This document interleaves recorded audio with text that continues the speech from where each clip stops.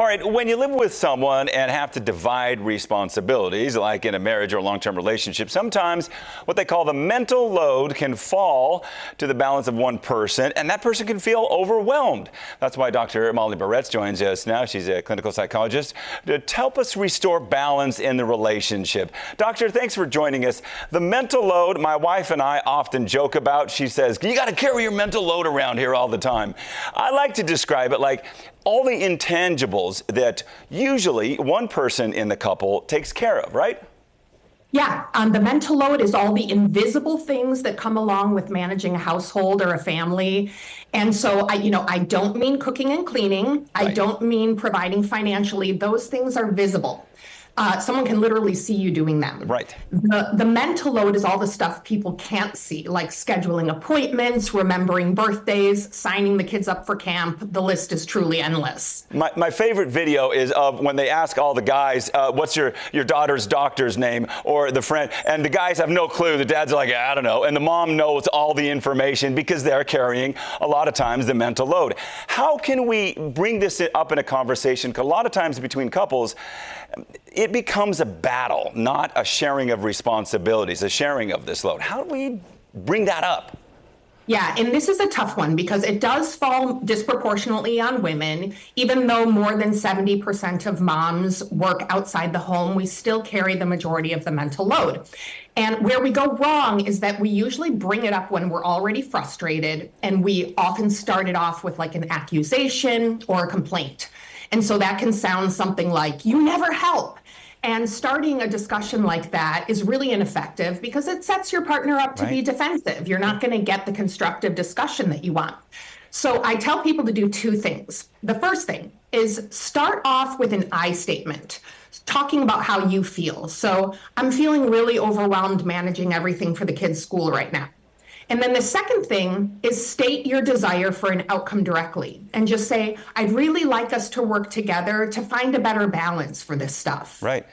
And it's interesting, you bring that up, and I hate to say this, but my wife does all of those things. She usually starts the conversation with like, look, I see you emptying the garbage and doing the dishes, but I am feeling overwhelmed with this. So that's an acknowledgement there of, hey, it's not physical, it's not all the tasks like you said before, doctor. This is the more intangible stuff. When we talk about sharing that, how do you go about dividing that up? And that can be tricky because quite literally with the more kids you have, the more responsibility, and the more teachers you have to email about homework and mathematics and which book we're using, it becomes overwhelming. Absolutely, and that's why it helps to have two people participating. But, everyone remembers what it was like to have a group project in school, Yes. And it's hard to go back to that, but you want to think about the household like it is a group project. And the best thing to do is start with what are people's strengths, right? Yeah. Assign tasks based on people's strengths. The first thing you got to do is make the invisible visible. So make a comprehensive list of all the tasks and then sit down and based on people's strengths, assign them. Yeah. And then follow up is a weekly check-in. Discuss what's coming up for the week and just review with each other how it's going to be divided. Family calendar. I don't care which calendar you use. We use Cozy, but you got to get one of those two because it helps tremendously. But also, I want, Doctor, let's also talk about bringing the kids into this. Because if we want to teach the next generation not to do this and fall, most of it fall to one, bringing kids can also help alleviate some of that huge task and teach them responsibility. Absolutely. Here's what I do. My little one is too little to do this, but my older one is 6.5. And here's what I do with him. I'll say to him, hey, what do you notice around the house needs to be done?